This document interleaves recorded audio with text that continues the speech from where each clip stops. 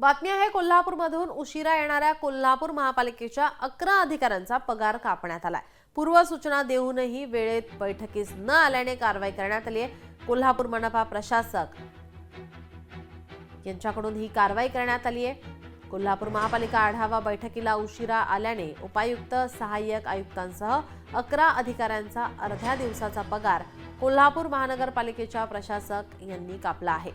पूर्व सूचना देऊनही मनमानी पद्धतीने उशिरा येण्याचा अनुभव प्रशासक यांनाच खुद्द आल्याने थेट आता लेट कमरच्या पगाराला कात्री लावली आहे। दरम्यान यामध्ये उपायुक्त पंडित पाटील, सहाय्यक आयुक्त, त्याचप्रमाणे शहर अभियंता, मुख्य लेखापरीक्षक, उपशहर अभियंता, मुख्य आरोग्य निरीक्षक यांच्यासह अन्य अधिकाऱ्यांचा समावेश आहे।